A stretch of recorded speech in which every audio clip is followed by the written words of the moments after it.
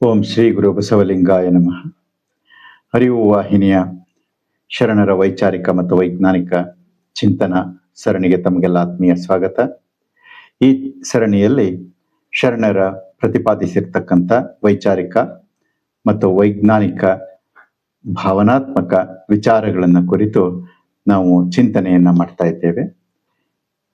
ಈ ವಚನಗಳಲ್ಲಿ ಶರಣರು ತಾವು ಕಂಡುಂಡಂಥ ಸತ್ಯಗಳನ್ನ ತಾವು ಅನುಭವಿಸಿದ ತಮ್ಮ ಅನುಭವದ ನೆಲೆಯ ಮೇಲೆ ಇಲ್ಲಿ ಅವುಗಳನ್ನು ಅತ್ಯಂತ ವಿವೇಕ ಪ್ರಜ್ಞೆಗೆ ಒಳಪಡಿಸಿ ಚಿಂತನೆಗೆ ಒಳಪಡಿಸಿ ಅವುಗಳನ್ನು ನಮಗೆ ಪ್ರಸಾದ ರೂಪದಲ್ಲಿ ಕೊಟ್ಟಿದ್ದಾರೆ.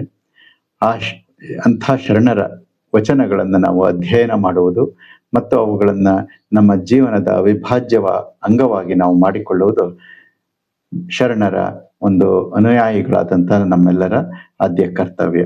ಈ ಹಿನ್ನೆಲೆಯಲ್ಲಿ ಈ ಸರಣಿಯನ್ನ ನಡೆಸಿಕೊಂಡು ಬರಲಾಗ್ತಾ ಇದೆ. ಇಂದು ಅಕ್ಕಮ್ಮನವರ ವಚನ,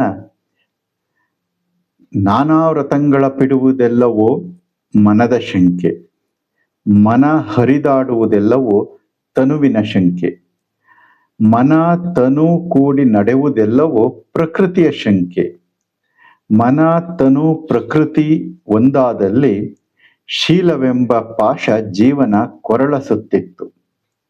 ಬಹಿರಂಗದ ವ್ರತ ಅಂತರಂಗದ ಅರಿವು ಉಭಯವು ಕಟ್ಟುವಡೆದಲ್ಲಿ ಆಚಾರವೇ ಪ್ರಾಣವಾದ ರಾಮೇಶ್ವರ ಲಿಂಗವೆಂಬ ಗೊತ್ತಾಯಿತು. ಇದು ಶರಣೆ ಅಕ್ಕಮ್ಮನವರ ವಚನ. ನಾನಾ ವ್ರತಗಳ ಪಿಡಿಯುವುದೆಲ್ಲವೂ ಮನದ ಶಂಕೆ ಅಂತ ಹೇಳ್ತಾ ಇದ್ದಾರೆ. ಅಂದ್ರೆ ನಾವು ಜೀವನದಲ್ಲಿ ಪ್ರತಿನಿತ್ಯ ಏನ್ ಮಾಡ್ತಾ ಇದ್ದೀವಿ, ಹಲವಾರು ವ್ರತಗಳನ್ನ ಕೈಗೊಳ್ತಾ ಇದ್ದೀವಿ. ಆ ವ್ರತಗಳು ಯಾವ ಉದ್ದೇಶವನ್ನ ಇಟ್ಕೊಂಡಿವೆ ಅಂತಂದ್ರೆ, ಇಲ್ಲಿ ಒಂದು ಆತ್ಮಿಕ ನೆಲೆಯನ್ನ ಅಥವಾ ಮೂಲ ಸತ್ಯವನ್ನ ಕಂಡುಕೊಳ್ಳುವ ನೆಲೆಯಲ್ಲಿ ನಮ್ಮ ನೇಮಗಳು ಅಥವಾ ವ್ರತಗಳು ಇಲ್ಲ. ಅವು ಇರ್ತಕ್ಕಂಥದ್ದು, ನಾವು ಮಾಡ್ತಾ ಇರ್ತಕ್ಕಂಥ ವ್ರತಗಳೇನು ಅಂತಂದ್ರೆ, ದೈನಂದಿನ ಆಸೆ ಆಮಿಷಗಳನ್ನ ಪೂರೈಸಿಕೊಳ್ಳಿಕ್ಕೋಸ್ಕರ, ದೇವರ ಮುಂದೆ ಬೇಡಿಕೆಗಳನ್ನ ಈಡೇರಿಸಿಕೊಳ್ಳಿಕ್ಕೋಸ್ಕರ ಇವುಗಳನ್ನ ನಾವು ಹಲವಾರು ವ್ರತಗಳನ್ನ ಮಾಡ್ತಾ ಇರ್ತೇವೆ. ಹಾಗಾಗಿ ಅಕ್ಕಮ್ಮನವರು ಇದನ್ನ ಹೇಳ್ತಾರೆ, ನಾನಾ ವ್ರತಗಳ ಪಿಡಿಯುವುದೆಲ್ಲವೂ ಮನದ ಶಂಕೆ, ಇದು ಮನದ ಭ್ರಾಂತಿ. ಶಂಕೆ ಅಂದ್ರೆ ಏನಿಲ್ಲ, ಭ್ರಾಂತಿ ಅಂತ, ಮನದ ಭ್ರಾಂತಿ ಅಂತ, ಮನಸ್ಸಿನಲ್ಲಿರ್ತಕ್ಕಂಥ ಭ್ರಾಂತಿ, ಅಜ್ಞಾನ, ಮರೆವು, ಅದರಿಂದಾಗಿ ಈ ನಾನಾ ವ್ರತಗಳನ್ನೆಲ್ಲ ಹಿಡಿದು ಮಾಡ್ತಾ ಇದ್ದಾನೆ ಮನುಷ್ಯ ಅಂತ ಹೇಳ್ತಾ ಇದ್ದಾರೆ. ನಾನಾ ವ್ರತಗಳ ಪಿಡಿಯುವುದೆಲ್ಲವೂ ಮನದ ಶಂಕೆ, ಮನದ ಭ್ರಾಂತಿ. ಹಾಗೆ ಮನ ಹರಿದಾಡುವುದೆಲ್ಲವೂ ತನುವಿನ ಶಂಕೆ. ಮನಸ್ಸು ಒಂದ್ ಕಡೆ ನೆಟ್ಟಗೆ ನಿಲ್ಲೋದಿಲ್ಲ, ಅದು ಕೋತಿಯ ತರ ಆ ಕಡೆ ಈ ಕಡೆ ಹರಿದಾಡ್ತಾ ಇರುತ್ತೆ. ಅದು ಬೇಕು ಇದು ಬೇಕು ಅಂತ ಕಣ್ಣಿಗೆ ಕಂಡಿದ್ದು, ಕಿವಿಯಲ್ಲಿ ಕೇಳಿದ್ದು, ನಾಲಿಗೆ ರುಚಿಸಿದ್ದು, ಮೂಗು ವಾಸಿಸಿದ್ದು ಎಲ್ಲವೂ ಬೇಕು ಅಂತ ಅದು ಹರಿದಾಡ್ತಾ ಇದೆ. ಮನ ಹರಿದಾಡುವುದೆಲ್ಲವೂ ತನುವಿನ ಶಂಕೆ, ಇದು ತನುವಿನ ಭ್ರಾಂತಿ ಅಂತ ಹೇಳ್ತಾ ಇದ್ದಾರೆ. ಮನ ಸೂಕ್ಷ್ಮ ತನುವಿನಲ್ಲಿರತಕ್ಕಂಥದ್ದು. ತನು ಅಂತಂದ್ರೆ ಹೊರಗಿನ ದೇಹ, ಕಣ್ಣಿಗೆ ಕಾಣತಕ್ಕಂಥ ಸ್ಥೂಲ ತನು, ಸ್ಥೂಲ ಶರೀರ ಅಂತ ಏನ್ ಕರಿತೀವಲ್ಲ ಇದು ಅದರ ಭ್ರಾಂತಿ. ಒಟ್ಟು ಇಡೀ ಮನುಷ್ಯ ಭ್ರಾಂತಿಗೆ ಒಳಗಾಗಿದ್ದಾನೆ. ತನು ಮನ ಎಲ್ಲವೂ ಕೂಡ ಭ್ರಾಂತಿಗೆ ಒಳಗಾಗಿದೆ ಅಂತ ಹೇಳ್ತಾ ಇದ್ದಾರೆ. ಮುಂದೆ ಹೇಳ್ತಾ ಇದ್ದಾರೆ, ತನು ಮನ ಕೂಡಿ ನಡೆಯುವುದೆಲ್ಲವೂ ಪ್ರಕೃತಿಯ ಶಂಕೆ.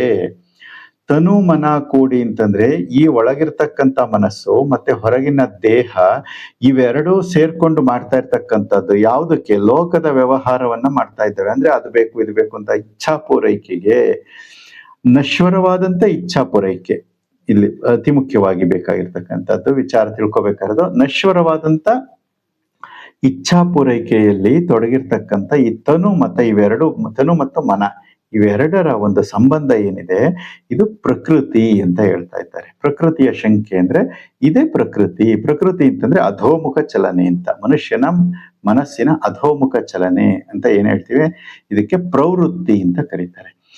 ಹೀಗೆ ಪ್ರವೃತ್ತಿ ಮಾರ್ಗವನ್ನ ಹಿಡಿದು ಹೋಗ್ತಾ ಇರ್ತಕ್ಕಂಥ ಮನುಷ್ಯ ಮತ್ತೆ ಮುಂದೆ ಇನ್ನೊಂದ್ ಸಾಲಲ್ಲಿ ಹೇಳ್ತಾ ಇದ್ದಾರೆ, ಮನ ತನು ಪ್ರಕೃತಿ ಮೂರೊಂದಾದಲ್ಲಿ ಶೀಲವೆಂಬ ಪಾಶ ಜೀವನ ಕೊರಳ ಸುತ್ತಿತ್ತು.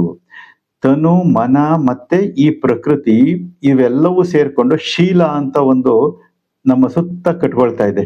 ಇದನ್ನ ಹೀಗ್ ಮಾಡ್ಬೇಕು, ಅದನ್ನ ಹಾಗೆ ಮಾಡ್ಬೇಕು, ಅಥವಾ ಇದನ್ನ ಹೀಗ್ ಮಾಡಬಾರ್ದು, ಅದನ್ನ ಹಾಗೆ ಮಾಡಬಾರ್ದು, ಹಲವಾರು ಕಟ್ಟುಪಾಠಗಳು ಶೀಲ ಅಂತಕ್ಕಂಥದ್ದು. ಈ ಕಟ್ಟುಪಾಡುಗಳ ಒಂದು ನೆಲೆಯಲ್ಲಿ ಅಥವಾ ಜಾಲದಲ್ಲಿ ಬಲೆಯಲ್ಲಿ ಸಿಕ್ಕಿ ಮನುಷ್ಯನ ಏನಾಗ್ತಾ ಇದೆ ಅಂತ ಹೇಳ್ತಾ ಇದ್ದಾರೆ, ಜೀವನ ಕೊರಳು ಸುತ್ತಿತ್ತು. ಅವನ ಕೊರಳನ್ನ ಬಿಗಿಯಾಗಿ ಸೇದಿ ಹಿಡಿತಾ ಇದೆಯಂತೆ. ಯಾವುದು? ಈ ಶೀಲ, ವ್ರತ, ಭ್ರಮೆಗಳು ಅಂತಕ್ಕಂಥವೆಲ್ಲವೂ ಸೇರ್ಕೊಂಡು ಕೊರಳನ್ನ ಹಾಕಿ ಹಿಂಡ್ತಾ ಇದ್ದಾವೆ ಅಂತ ಅಕ್ಕಮ್ಮ ತಾಯಿ ಶರಣೆ ಹೇಳ್ತಾ ಇದ್ದಾರೆ. ಮತ್ತೆ ಏನ್ ಮಾಡ್ಬೇಕು? ಈ ವ್ರತಗಳು ಬೇಡವಾ, ನೇಮಗಳು ಬೇಡವಾ ಅಂತ ಪ್ರಶ್ನೆ ಈಗ ಉದ್ಭವ ಆಗ್ತಾ ಇದೆ. ನೋಡ್ರಿ, ಅವ್ರ ವೈಚಾರಿಕ ನೆಲೆಗಟ್ಟು ಯಾವ ರೀತಿ ಇತ್ತು ಅಂತ. ಮುಂದೆ ಪ್ರಶ್ನೆ ಬರೋದು, ಹಾಗಾದ್ರೆ ವ್ರತ ಬೇಡವಾ, ಶೀಲ ಬೇಡವಾ, ನೇಮ ಬೇಡವಾ ಅಂತಕ್ಕಂಥದ್ದು ವಿಚಾರ. ಅದಕ್ಕೆ ಮುಂದಿನ ಸಾಲಿನಲ್ಲಿ ಹೇಳ್ತಾ ಇದ್ದಾರೆ, ಬಹಿರಂಗದ ವ್ರತ, ಅಂತರಂಗದ ಅರಿವು ಉಭಯವು ಕಟ್ಟು ಒಡೆದಲ್ಲಿ ಆಚಾರವೇ ಪ್ರಾಣವಾದ ರಾಮೇಶ್ವರ ಲಿಂಗವೆಂಬ ಗೊತ್ತಾಯಿತು. ಏನ್ ಮಾಡ್ಬೇಕು ಅಂತ ಹೇಳ್ತಾ ಇದ್ದಾರೆ ಇಲ್ಲಿ. ಈ ತನುವಿನ ಭ್ರಾಂತಿ, ಮನದ ಭ್ರಾಂತಿಗಳನ್ನ ಕಳೆದು ಏನ್ ಮಾಡ್ಬೇಕು ಅಂತ ಹೇಳ್ತಾ ಇದ್ದಾರೆ, ಅಂತರಂಗದ ಅರಿವು, ಬಹಿರಂಗದ ವ್ರತ ಅಂದ್ರೆ ಇಲ್ಲಿ ಕ್ರಿಯೆ ಅಂತ, ಆಚಾರ ಅಂತ. ಅಂತರಂಗದ ಅರಿವು, ಬಹಿರಂಗದ ಆಚಾರ. ಅಂತರಂಗದ ಅರಿವು ಅಂತಂದ್ರೆ ಏನು? ಶಿವಭಾವದ ಅರಿವು, ಸತ್ಯದ ಅರಿವು, ಈ ಲಿಂಗ ತತ್ವದ ಅರಿವು. ಅದಕ್ಕೆ ಅರಿವು ಅಂತ ಶರಣರು ಕರೀತಾ ಇದ್ದಾರೆ. ಇಂಥ ಅರಿವು ಮತ್ತೆ ಬಹಿರಂಗದಲ್ಲಿ ಇರ್ತಕ್ಕಂಥ ಅದಕ್ಕೆ ಸಂಬಂಧಪಟ್ಟಂತ ಆಚಾರಗಳು, ಅಂತರಂಗದ ಅರಿವಿನ ಪ್ರಕಾರ ನಡೆದುಕೊಳ್ಳುವಂತ ಕ್ರಿಯೆ ಏನಿದೆ ಅದು ಬಹಿರಂಗದ ಆಚಾರ.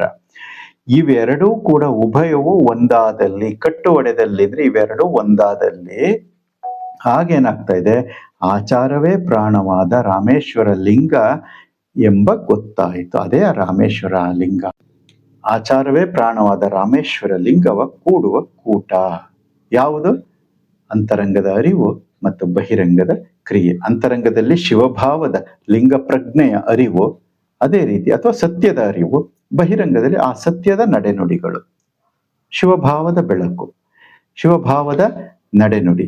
ಇವು ಒಂದಾದಲ್ಲಿ, ಇವೆರಡು ಒಂದೇ ಆದ್ರೆ ಆಗ ರಾಮೇಶ್ವರ ಲಿಂಗ ಅಂತಕ್ಕಂಥದ್ದು ಅಥವಾ ತಾನು ಅರಸ್ತಾ ಇರ್ತಕ್ಕಂಥ ಲಿಂಗ ಅಂತಕ್ಕಂಥದ್ದು ಬೇರೆ ಎಲ್ಲೂ ಇಲ್ಲ, ನನ್ನ ಒಳಗಡೆನೆ, ಜೀವಾತ್ಮನ ಒಳಗಡೆನೆ ಇದೆ, ಅದನ್ನ ಹೊರಗಡೆ ಅರಸುವ ಅವಶ್ಯಕತೆ ಇಲ್ಲ ಅಂತಕ್ಕಂಥದ್ದು ಇಲ್ಲಿ ಅಕ್ಕಮ್ಮ ತಾಯಿಯವರ ಸಂದೇಶ.